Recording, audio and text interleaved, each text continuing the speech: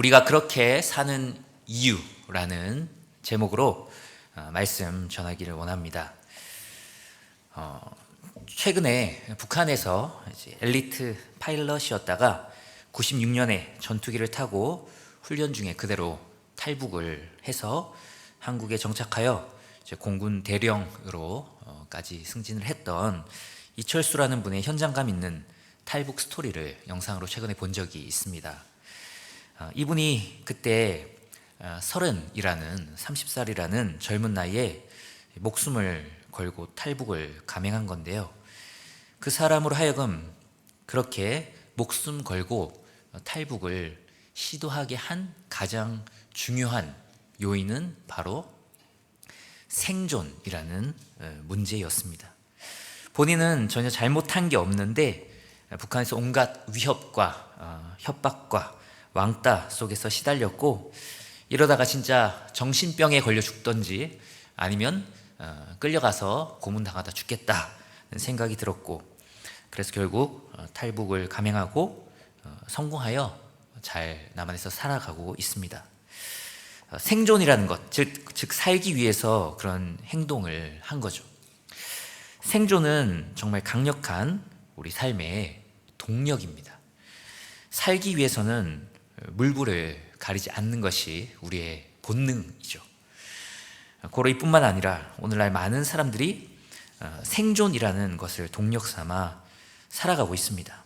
말 그대로 죽지 않기 위해서, 살아남기 위해서 치열하게 살아가는 거죠. 또 하나의 삶의 동력이 있습니다. 바로 돈입니다. 돈. 2018년 시민단체인 법률소비자연맹이 대학생 3,565명을 대상으로 10억을 주면 1년 동안 감옥에 갈 수 있냐는 물음에 몇 퍼센트 정도가 대답했을 것 같습니까? 그렇다고. 51.4%가 그렇다고 대답을 했습니다. 그리고 이 수치는 점점점 계속 올라가고 있다고 합니다. 고등학생들도 심지어 거의 60%가 넘게 10억만 주면 1년 정도는 내가 그냥 감옥에 들어갔다 올 수 있다라고 대답을 했다고 합니다. 돈을 벌 수 있다면 힘든 일도 고통스러운 일도, 심지어 죄를 짓는 나쁜 일도 할 수 있고, 때로는 내 명예에 스크래치가 가는 일도 돈만 많이 준다면 할 수 있다는 사람이 점점 더 많아지고 있다는 거죠. 그렇게 많은 사람들이 의대에 가려고 하잖아요. 의대. 물론 아픈 사람을 불쌍히 여기고 정말 고쳐주고 싶다는 어떤 그런 소명감, 그런 사명감으로 또 의대에 진학하는 분들도 있겠지만, 그렇게 치열하게 공부 잘하는 친구들이 다 의대를 가려고 하는 건 결국 돈 많이 벌 수 있는 직업이라는 것이 가장 큰 이유가 아닐까요? 대놓고 얘기하면 그런 거죠. 물론 최근에 또 좀 어려운 상황이 있지만, 최근 얘기를 들어보니까 되게 재밌더라고요. 이전에는 이렇게 페이닥터를 뭐 한 1,000만 원을 줘도 모집이 잘 안 되고 막 한 달에 뭐 4통 5통 이력서가 들어왔는데, 요새는 그 반도 아닌 한 400만 원, 500만 원만 줘도 하루에 4-5통이 들어온답니다. 한 달에 4-5통이 들어온 게. 그만큼 이제 갈 곳 없는 이제 페이닥터들이 많이 조금만 줘도 이제 간다는 거죠. 어쨌든 돈을 많이 주니까 그렇게 의대에 가려고 하는 겁니다. 생존을 넘어서 더 많은 돈을 벌 수 있다는 건 사람을 움직이는 엄청난 동력이 됩니다. 또 하나의 삶의 동력이 있습니다. 바로 명예입니다. 명예. 지금 제33회 파리올림픽이 거의 마무리되어 가고 있는데요. 저도 운동을 좋아하다 보니까 직접 생방송으로는 거의 못 보지만 이렇게 요약된 거, 이런 것들을 이제 좀 챙겨보곤 하는데요. 많은 사람들이 금메달을 따기 위해 정말 피나는 노력을 해왔고 정말 혈투를 벌입니다. 특히 저는 김원호 선수라는 배드민턴 선수의 준결승 하이라이트를 좀 봤는데요. 경기 중에 토하면서 싸우더라고요. 진짜 경기 중에 토했어요. 근데 자기도 배드민턴 이때까지 인생 동안 이렇게 경기 중에 토한 적이 처음이라고 하더라고요. 토하고 나서 싸웠는데 또 이겼어요. 그렇게. 정말 저러다 잘못하면 죽겠다 싶을 정도로 온몸을 던져서 경기를 하는 모습을 봤습니다.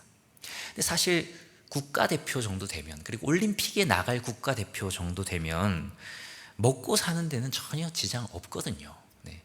올림픽 국대로 나갔다는 거 타이틀만 걸면, 코치로 하면 뭐 수많은 사람들이 몰려옵니다. 먹고 사는 문제는 사실 큰 문제가 아니에요. 그런데 죽어도 피를 흘려서라도 그렇게 메달을 따려고 하는 건 결국에는 자아성취 혹은 명예, 인정을 얻기 위한 것 때문 아닐까요?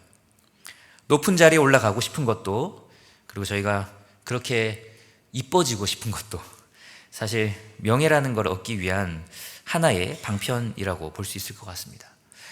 명예라는 게 그만큼 삶에 큰 동력이 된다는 거죠. 이렇듯 때론 생존이 우리의 삶에 큰 동력이 되기도 하고, 때론 돈이 우리의 삶에 엄청난 동력이 되기도 합니다. 그리고 때론 명예가 우리의 삶에 또 동력이 되기도 합니다. 세상 사람들은 이렇게 생존, 돈, 명예와 같은 이 동력들에 의해 움직이고 또 살아갑니다. 사실 우리도 이런 동력들에서는, 그 영향에서 완전히 자유롭지는 않습니다. 그러나 우리에게는 이런 생존이나 돈이나 명예라는 동력 외에 또 하나의 아주 강력한 동력이 있는데요. 어떻게 보면 진짜 그리스도인이라면 그 그리스도인의 삶의 가장 중요한, 가장 근본적인, 가장 큰 동력이라고 할 수 있을 것 같아요. 바로 하나님의 은혜입니다. 참된 그리스도인은 하나님의 은혜에 의해 움직이는 줄 믿습니다. 그 은혜의 힘에 의해서 움직이는 거죠. 그래서 세상 사람들이 잘 이해를 못하는 겁니다. 자기들을 움직이는 동력과 또 다른 이해할 수 없는, 그들이 전혀 모르는 동력에 의해 움직이기 때문이죠. 오늘 말씀을 보면 고린도전서 15장 10절 한 구절 말씀인데요, 바울이 그의 삶에 가장 큰 동력이 되었던 그 하나님의 은혜를 놀랍게 잘 표현하고 있습니다. 먼저 바울은 자신의 자신된 것, 나의 나된 것이 하나님의 은혜라는 것을 분명하게 알았습니다. 오늘 말씀 10절 상반부를 보면 이렇게 나와 있습니다. 그러나 내가 나된 것은 하나님의 무엇으로 된 것이라고 말하죠? 은혜로 된 것이니, 하나님의 은혜로 된 것이니, 나의 나된 것은 하나님의 은혜다 라고 고백을 하는 거죠. 이 말씀에서 그러나 라고 시작한 이유는 바로 직전 구절 때문인데요, 바로 직전 그 구절을 보면 자신이 이 하나님의 교회를, 예수 그리스도의 교회를 엄청나게 박해했었다라는 고백을 합니다. 그래서 나는 사도라고 칭함받기를 감당하지 못할 자다라고 고백을 합니다. 실제로 사도 바울은 예수 그리스도의 교회를 엄청나게 핍박하고 박해했습니다. 사도행전 8장 3절을 보면 이런 말씀이 있어요. 사울이 교회를 잡멸할세 각 집에 들어가 남녀를 끌어다가 옥에 넘기니라. 여기서 그 잡멸하다는 것은 완전히 파괴하다, 멸망시키다, 그런 말입니다. 그러니까 사울이 교회를 완전히 파괴하는 행동을 했다는 거죠. 각 집에 들어가 그리스도인들 남녀를 끌어다가 감옥에 넣는 역할을 했었다는 겁니다. 여기 나온 사울이 바로 바울입니다. 사울은 히브리어고 바울은 헬라어예요. 사울이 변해서 바울이 된 게 아니라 사울이라는 표현은 히브리식 언어로 이제 쓰인 거고, 이제 바울이라는 표현은 이제 헬라어로 쓰인 건데, 이방에서 활동할 때는 주로 바울로 더 많이 불리죠.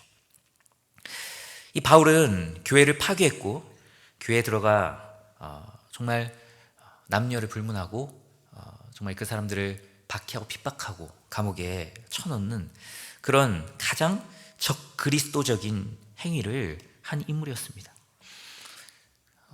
그걸 자신의 사명으로 알고 그렇게 살았던 인물이에요. 그런데 그가 다메섹이라는 곳으로 또 그리스도인들을 잡으러 열심히 가다가 누구를 만나죠? 부활하신 예수님을 만나게 되죠. 예수님께서 갑자기 빛으로 확 나타나면서 바울이 이제 눈이 멀죠. 그러면서 예수님께서 이렇게 말씀하십니다. 바울아 바울아, 사울아 사울아, 왜 네가 나를 박해하느냐. 그런 예수님의 음성을 듣게 되고 이 바울의 심경에 완전히 180도 큰 변화가 일어나죠. 그리고 그 사건을 기점으로 해서 예수 그리스도를 핍박하는 걸 사명으로 삼고 살았던 이 바울이 이제는 예수 그리스도를 전하는 것을 사명으로 살아가는 자로 완전히 180도 변했습니다. 하나님이 그렇게 변화시켜 주신 거죠. 예수 그리스도와 그의 교회를 최전선에서 박해하며 무너뜨리려고 했던 자를 겨우 구원해 주신 것도 아니고 구원해 주신 이후에 복음을 전하는 이 사도로 불러주셔서 하나님의 교회의 가장 큰 역할을 감당하게 해주신 거죠. 사도는 보내심을 받은 사람이라는 뜻인데 지금은 사도가 없습니다. 지금도 사도 비슷한 역할이 있다고 하면서 신사도 운동을 하는 사람들이 있는데 그것도 이단적이고 잘못된 거예요. 사도라는 직분은 아직 성경이 완결되기 전에 하나님께서 임시로 신약에서 구약의 선지자와 같이 영향력 있는 하나님의 대언자로서의 역할을 할 인물로서 이제 하나님께서 구별하신 거예요. 대표적으로 12 제자가 있고 그리고 그 이후에 바나바와 사울처럼 좀 특별한 그런 사람들이 있습니다. 예수 그리스도를 직접 만났던 하나님을 대언한 그런 선지자적 권세를 가진 놀라운 역할을 그 복음을 전하는데 귀하게 쓰이는 그 사도로 부르심을 받았다는 것, 그것이 이 사도 바울에게는 참 얼마나 큰 은혜로 와닿았을까요? 가장 적그리스도의 위치에 있던 사람을 예수 그리스도를 위한 가장 최전선의 어떤 사도로, 그 일꾼으로 부르신 거잖아요. 가장 밑바닥에 지하에 있던 사람을 최상층으로 끌어올려 주신, 가장 귀하게 하나님께 쓰임받게 해주신 그 하나님의 은혜가 너무 큰 거죠. 그래서 내가 나 된 것, 이 말 속에는 정말 하나님의 교회를 핍박한 이 나를 구원해 주신 것, 그리고 사도로 불러주셔서 주의 나라와 복음을 위해서 사용해 주시는 것, 그것이 너무 귀한 하나님의 은혜다. 그래서 내가 나 된 것은 하나님의 은혜로 된 것이다 라고 고백을 하는 것입니다. 저도 이렇게 하나님의 자녀로 하나님께서 불러주신 것도 참 놀랍고 큰 은혜인데, 저를 말씀을 전하는 설교자로 불러주신 것을 생각할 때마다 참 하나님의 은혜가 놀랍고 크다라는 생각을 많이 합니다. 얼마 전에 어떤 저희 교구 성도님이 상담을 요청하셔서 만나서 식사를 하면서 얘기를 나눈 적이 있는데요. 보통 상담을 하면 우리 애가 이런 잘못을 했고 이런 큰 문제가 있는데 어떻게 해야 될까요? 보통 이런 네거티브한 일들이 많거든요.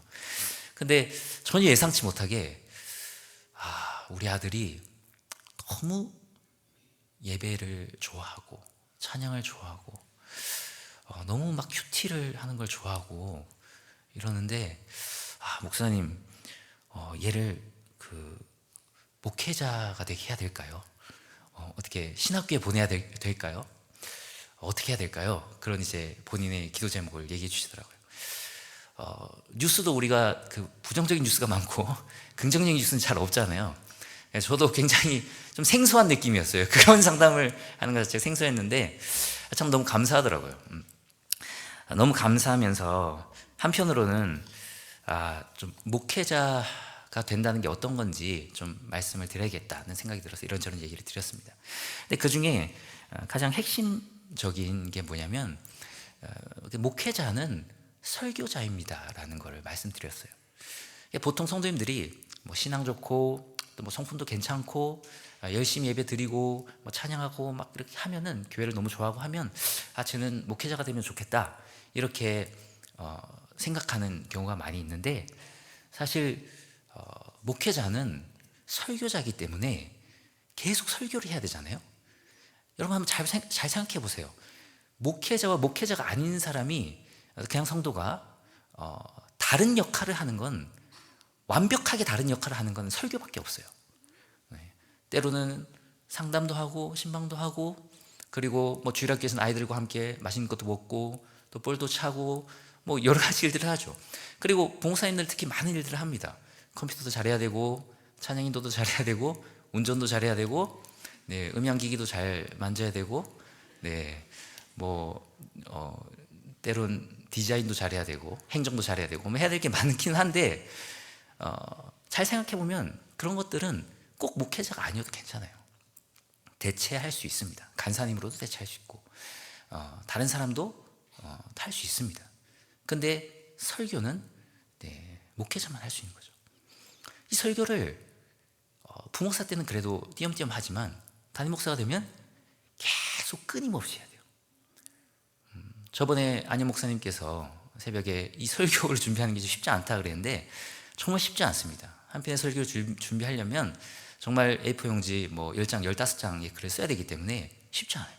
그러니까 계속해서 수많은 책들을 읽고 그리고 그 책을 잘 소화하고 그리고 성경을 읽고 그리고 글을 써야 되고 계속 글을 써야 되고 그리고 그 쓴 글을 또 잘 전해야 되는 그런 이제 설교자 또 양육자의 일을 감당해야 되는 거죠. 그래서 그 친구한테 평생 책 읽고 글 쓰고 설교할 각오가 돼 있냐는 걸 물어봐야 됩니다 라고 말씀드렸어요. 저는 참 이게 쉽진 않지만 그래도 하나님께 설교자로 불러주신 게 너무 감사해요. 생각할 때마다 사실 뭐 목회자가 다른 처우가 뭐 얼마나 좋겠습니까? 일반 성도님들과 비교해도 뭐 좋을 만한 게 별로 없어요. 근데 그런 다른 처우들을 생각해 보면은 별로 좀 좋을 만한 게 없겠다 그렇게 생각할 수도 있겠지만 저는 하나님께서 이 말씀을 전하는 설교자로 불러주셨다는 걸 생각할 때마다 이 하나님의 큰 은혜가 너무 감사합니다. 기독교 역사를 보면 2000년의 기독교 역사를 보면 하나님께서 사람을 변화시키는 도구 그리고 사람을 회심시키고 하나님의 백성으로 변화시키는 그런 놀라운 도구로 가장 놀랍게 많이 사용하신 게 바로 설교예요. 설교를 듣다가 사람이 변한다니까요. 죽었던 사람이 살아나고 그리고 약했던 사람이 강해지고 정말 그 마음의 심령의 변화가 일어나고 회개하는 역사들이 나요. 사람이 변하고 구원받는 이 놀라운 그 설교라는 도구를 제가 사용해서 이 설교자로 이 말씀을 복음을 전할 수 있다는 건 참 하나님의 놀라운 은혜다는 생각이 많이 듭니다. 참 바울도 자신을 이렇게 사도로 불러주신 하나님의 은혜를 생각할 때마다 참 감사했을 것 같아요.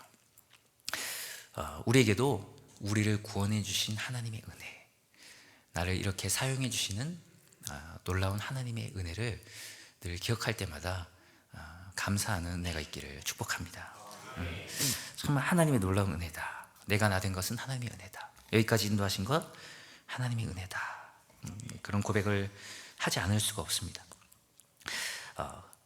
그런데 이제 바울은 이 하나님의 은혜가 헛되지 않게 정말 열심히 수고했습니다. 바울은 자신이 얼마나 많이 수고하였는지 스스로 잘 알고 있었어요. 오늘 읽은 말씀 고린도전서 15장 10절 중반부를 보면 이렇게 고백합니다. 내게 주신 그의 은혜가 헛되지 아니하여 내가 모든 사도보다 더 많이 수고하였으나. 내게 주신 그 큰 은혜가 헛되지 않고 나는 그 큰 은혜 때문에 너무 감사해서 많은 수고를 했는데 모든 사도보다 내가 더 많이 수고했다라고 고백합니다. 그러니까 여기선 그 자기 어떤 자랑을 하는 그런 뉘앙스가 아니에요. 내가 다른 사도보다 더 잘났다, 내가 더 많이 일했다, 이런 그런 자기 자랑을 하려는 게 아니라 사실 하나님의 은혜가 얼마나 큰지를 표현하고 싶었던 거죠. 그런데 정말 많이 수고를 했습니다, 바울은. 제가 인용문을 많아서 올리진 않았는데요, 고린도후서 11장 23에서 27절에 자신이 어떻게 수고했는지를 표현하는 그 내용이 있습니다. 한번 제가 읽어드릴게요. 조금 길지만, 그들이 그리스도의 일꾼이냐 정신없는 말을 하거니와 나는 더욱 그러하도다. 내가 수고를 넘치도록 하고 옥에 갇히기도 더 많이 하고 매도 수없이 맞고 여러 번 죽을 뻔하였으니 유대인들에게 40에서 하나 감한 매를 5번 맞았으며 3번 태장으로 맞고 1번 돌로 맞고 3번 파선하고 일주야를 깊은 바다에서 지냈으며 여러 번 유행하면서 강의 위험과 강도의 위험과 동족의 위험과 이방인의 위험과 신의 위험과 광야의 위험과 바다의 위험과 거짓 형제 중의 위험을 당하고 또 수고하고 애쓰고 여러 번 자지 못하고 줄이며 목마르고 여러 번 굶고 춥고 헐벗었노라. 정말 많이 수고했죠. 내가 바울보다 더 수고했다라고 할 만한 분 있으면 한번 손 한번 들어주세요. 네. 네. 예수 그리스도의 복음 전하다가 감옥에도 여러 번 갇히고 여러 번 죽을 위협을 당하고 유대인들에게서 40에 하나 감한, 그러니까 유대인의 법적으로 39대까지밖에 때릴 수 없게 돼 있었대요. 그게 뭐 우리가 맞는 그 학교에서 예전에 맞았던 그런 회초리 같은 게 아니고 진짜 막 몇 대 맞으면은 살점이 찢어나가는 그런 곤장 같은 거거든요. 40대를 때리면 사람이 죽으니까 39대까지만 때려라고 했대요. 근데 그 39대를 5번 맞았대요. 5번. 그리고 살아있는 게 신기하죠. 네. 태장으로 3번 맞았는데 이 태장은 또 그 유대인이 아닌 이방인들의 헬라인들의 법에 의해서 뭔가 저촉될 때 또 그렇게 맞는 거였다고 합니다. 돌로 맞아서 죽을 뻔한 거, 루스드라에서, 그건 우리가 기억하고 있죠. 성경에 기록하고 있으니까. 3번 파선했다. 바다에 배 타고 가다가 바다가 3번, 배가 파선했다는 거죠. 3번이나. 강을 건너다가도 위험을 당했고 강도의 위험도 당했고 동족의 위험, 그러니까 같은 동족인 유대인들이 또 죽이려고 한 거죠. 그리고 이방인들이 또 죽이려고 하고 자기를. 그리고 큰 신의 위험, 광야, 사막에서 또 죽을 뻔하고 또 바다에서 죽을 뻔하고 거짓 형제, 그러니까 이단이죠. 이단들 때문에 또 위험을 당하고 수고하고 애썼는데 여러 번 제대로 자지도 못하고 제대로 먹지도 못하고 제대로 마시지도 못하고 추워 죽겠는데 제대로 입지도 못하고 또 먹지도 못했다고 합니다. 그러니까 받을 수 있는 모든 그 고난을 다 받은 것 같아요. 우리가 유일하게 성경이 기록하고 있어서 알고 있는 그 파선 사건은 사실은 여기 3번의 파선에 포함되지 않습니다. 그거는 이 성경 기록한 한참 뒤에 로마로 가다가 파선한 거거든요. 놀랍게도 여기 사도 바울이 기록한 그 내용 이외에도 많이 있다라고 얘기하거든요. 근데 이게 사도 바울의 사역의 이제 마지막에 회고하면서 하는 게 아니라 사도 바울의 사역의 중간 지점 정도밖에 안 돼요. 그때 중간 지점에서 돌아봤을 때, 정산해 봤을 때 자기가 받은 고난이 이 정도라는 겁니다. 자기가 한 수고가 이 정도라는 거죠. 바울은 자신이 신뢰했던 동료들에게도 많은 배신을 당했어요. 디모데후서 1장 15절을 보면 좀 과정법을 썼는데, 아시아에 있는 모든 사람이 나를 버린 이 일을 내가 아나니 그 중에는 부겔로와 호모게네도 있느니라 라는 말이 있어요. 디모데에게 이제 마지막 서신을 쓰는데 아시아에 있는 모든 사람이 나를 버렸다라고 그러잖아요. 그러니까 동역자라고 믿었는데 그 수많은 아시아의 많은 교회를 세웠잖아요. 그 많은 동역자에게 이제 배신을 당한 거죠. 배신. 우리가 지금 매일 새벽과 수요일에 보고 있는, 말씀을 듣고 있는 우리의 애증의 성경, 뭐죠? 네, 애증의 성경 예레미야를 우리가 계속 보고 있죠. 근데 이 예레미야도 참 신약에서 바울이 그렇게 수고했다면 구약에는 이 최고로 많이 수고한 사람이 예레미야인 것 같아요.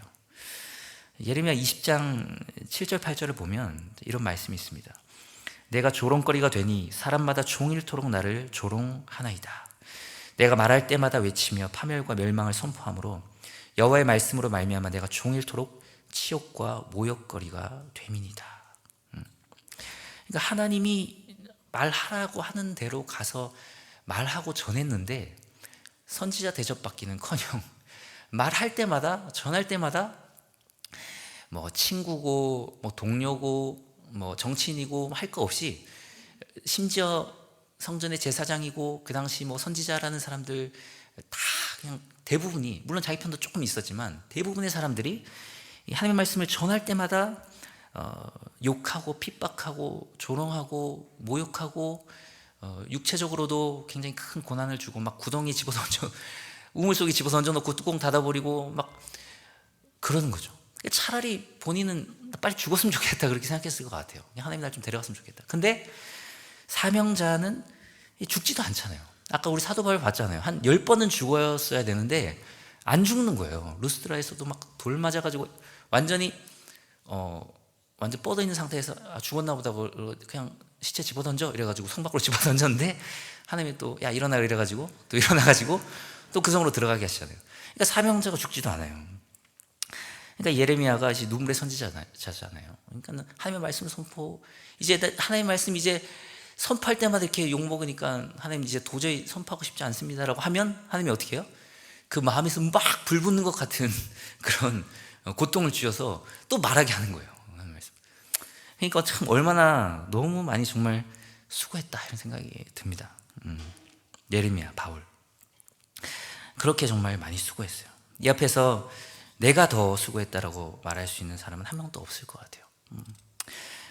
그렇게 수고했는데 이 바울은 자기의 수고를 자랑하려고 그런 얘기를 한 게 아닙니다.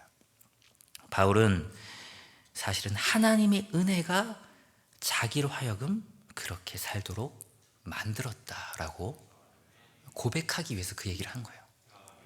하나님의 은혜가 자기로 하여금 그렇게 살도록 했다. 그래서 고린도전서 15장 10절 그 후반부로 보면 이렇게 말하고 있죠. 한번 같이 읽어볼까요? 시작. 내가 한 것이 아니요 오직 나와 함께 하신 하나님의 은혜로라. 아멘. 이렇게 내가 수고했는데 너희가 나를 그렇게 얕봐? 이게 아니고 이렇게 수고했는데 사실은 내가 한 게 아니고 하나님의 은혜가 그걸 하게 만들었어 라고 말하는 겁니다. 은혜라는 말은 헬라어로 카리스라는 말인데요, 조건 없는 호의라는 뜻을 가지고 있습니다. 아무런 조건 없이 베풀어 주신 하나님의 호의를 은혜라고 하죠. 아무런 조건 없이 하나밖에 없는 아들 성자 예수 그리스도를 십자가에 우리 대신 우리의 모든 죄를 짊어지고 죽게 하시고 그로 인해 우리를 구원해 주신 하나님의 호의,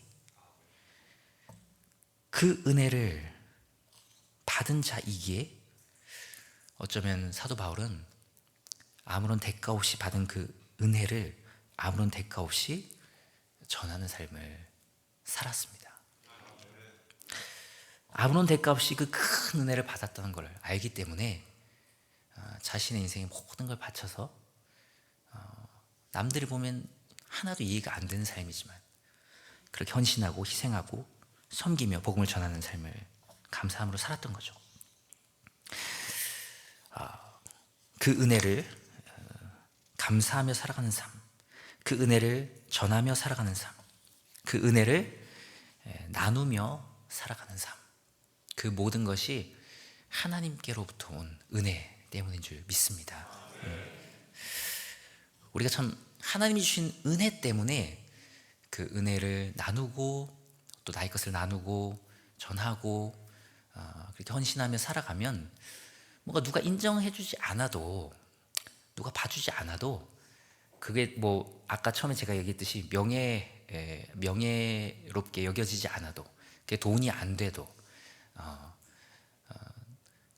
때로는 심지어 내 생계가 조금 위협받을 때에도 그런 걸 별로 개의치 않거든요. 근데 하나님의 은혜로 하는 것이 아니라 내가 인정받기 위해서 하면, 인정을 안 해주면 어떻게 돼요? 네, 시험에 들죠. 네, 삐지는 거죠. 네. 근데 은혜로 은혜로, 하나님의 은혜로 그 은혜를 나누면 참 누가 뭐라고 인정해 주지 않아도 정말 감사함으로 살아가고 그 은혜를 더 나누는 삶을 살아가게 되는 것 같아요. 제가 어떤 한 청년과 만나서 이런저런 얘기를 좀 나눈 적이 있습니다. 그 청년이 친한 어떤 학교의 그 선배가 그런 어떤 물음을 던졌대요. 자기한테. 너는 왜 그렇게 맨날 베풀고 살고 맨날 배려하고 손해보면서 사냐? 뭐 힘들지 않냐? 넌 왜 그렇게 사니? 라는 질문을 받았대요. 그러니까 이 청년이 그리스도인으로서 굉장히 잘 산 거죠. 네. 전 그리스도인은 세상으로 하여금 질문하게 하는 사람이 돼야 된다고 생각하거든요. 네. 왜 쟤는 왜 저렇게 살아가지? 무슨 이유지? 라는 어떤 질문을 던지게 하는 사람이 돼야 된다고 생각하는데, 이 청년이 학교에서 참 잘 살았으니까 선배가 참 왜 그런 삶 살지? 라는 질문을 던진 겁니다. 근데 이 청년이 그렇게 대답을 했다고 해요. 하나님이 공급해 주시는 힘이 있어서 내게는, 내가 믿는 하나님이라는 신이 있는데 그 하나님이 공급해 주시는 힘이 있어서 나는 그렇게 베풀고 손해보고 살아도 힘들지 않고 기쁨으로 살아간다. 그런 고백을 하더라고요. 20대 초반에 아주 어린 청년이었는데 참 너무 감사하고 참 놀라운 고백이었습니다. 하나님께서 나에게 베푸신 은혜를 생각하니까 그런 은혜를 베풀며 삶을 살아갈 수 있게 되는 것이죠. 누가복음 7장 43절에 보면 이런 말씀이 있습니다. 시몬이 대답하여 이르되 내 생각에는 많이 탕감함을 받은 자니이다. 이르시되 내 판단이 옳다 하시고. 누가 더 감사하겠냐? 예수님이 물어봤을 때, 그러니까 우리가 예를 들어서 1,000만 원을 빌렸고 어떤 사람은 A라는 사람은 1,000만 원을 빌렸고 B라는 사람은 1억을 빌렸어요. 그래서 둘 다 갚을 능력이 안 돼요. 그래서 그 돈을 빌려줬던 사람이 그래 그냥 탕감해 줄게 라고 하고 1,000만 원도 없었던 걸로 하고 1억도 없었던 걸로 했을 때 1,000만 원 빌린 사람이 더 감사하겠냐, 1억 빌린 사람이 더 감사하겠냐는 거죠. 누가 더 감사하겠어요? 1억 빌린 사람이 더 감사하겠죠. 왜냐하면 더 많이 탕감을 받았으니까 더 많이 감사한다는 거죠. 이 바리새인은 예수님을 초청해 놓고 제대로 대접하지 않았어요. 발 닦을 물도 제대로 대접하지 않았고 감람류 정도도 내놓지 않았는데 어떤 죄 많이 지은 여인이 자신의 향유를 깨뜨려서 그 향유 옥합을 깨뜨려서 그걸 예수님께 부은 바로 그 사건에서 그 바리새인이 물어본 거거든요. 이 여인이 용서받은 것이 더 크기 때문에 너보다 훨씬 더 감사하는 거고 훨씬 더 크게 헌신하는 거야 라고 예수님이 가르침을 주신 겁니다. 더 큰 용서를 받았다는 것, 그래서 더 크게 감사하며 살아간다는 겁니다. 바울은 자신을 죄인 중에 괴수라고 표현해요. 자신이 정말 큰 죄인이란 걸 깨달았기 때문에 바울은 그만큼 크게 감사했던 거죠. 사실은 우리가 하나님께 조금 잘못한 사람, 많이 잘못한 사람이 있을까요? 조금 빚진 사람, 많이 빚진 사람 차이가 있을까요? 사실은 차이가 없어요. 우리 죄는 우리의 피값으로밖에 갚을 수가 없는데, 이게 무슨 뜻이냐면 결국에는 하나님 앞에 지은 우리의 죄는 이 우주를 갖다 바쳐도 갚을 수 없을 만큼 큰 죄라는 거예요. 그건 모든 사람이 동일합니다. 그러니까 우리 모든 사람은 감당할 수 없을 만큼 큰 용서를 하나님께 받은 거예요. 근데 차이는 뭘까요? 그 용서의 크기를 어떤 사람은 조금 알고 어떤 사람은 많이 아는 거죠. 우리가 얼마나 큰 죄인인지를 더 깊이 깨달아서 늘 더 큰 하나님의 은혜를 경험하며 살아가는 은혜가 있기를 축복합니다. 바울처럼 하나님의 큰 은혜를 깨달아서 어떤 상황 가운데서도 감사하며 살아가는 은혜가 있기를 축복합니다. 나의 하나님이라는 찬양 가사를 보면 이런 가사가 있어요. 거룩히 살아갈 힘과 두려움 없는 믿음 주실. 거룩히 살아갈 힘과 두려움 없는 믿음을 하나님께서 주시면 우리가 그렇게 살아갈 수 있게 될 줄 믿습니다. 거룩하게 살아가는 것. 세상 사람들은 이해할 수 없지만 구별되게 살아가는 것. 이 시간에 이 불금에 우리는 예배 불타잖아요. 밖에서 불타지 않고 왜 이 시간에 여기 모여서 이렇게 불타는 예배를 드리는가? 왜 우리는 그런 구별된 삶을 사는가? 왜 헌금을 드리는가? 왜 헌신하는가? 왜 그 말씀을 묵상하는가? 거룩히 살아가는 그 모든 삶. 왜 세상에서 우리는 남들보다 더 수고하고 헌신하고 배려하고 양보하고 손해보면서라도 정직하게 살아가는가? 그 거룩히 살아가는 것, 하나님의 은혜 때문인 줄 믿습니다. 그 은혜를 깊이 알면 거룩히 살아갈 힘과 두려움 없는 믿음을 하나님께서 주셔서 어떤 상황 가운데서도 그 하나님의 은혜의 힘으로 넉넉히 이겨내는 우리 모두 되기를 축복합니다. 사도는 지금 없으니까 마지막으로 사도 대신 오늘 말씀을 성도로 바꿔서 한번 읽어보면 좋을 것 같은데요. 제가 준비했거든요. PPT 다 같이 한번 읽어보도록 하겠습니다. 시작. 내가 나 된 것은 하나님의 은혜로 된 것이니 내게 주신 그의 은혜가 헛되지 아니하여 내가 모든 성도보다 더 많이 수고하였으나 내가 한 것이 아니요 오직 나와 함께 하신 하나님의 은혜로라. 아멘. 이것이 우리 모두의 삶에 참된 고백이 되기를 축복합니다. 이 시간 우리 찬양하며 나아가겠습니다.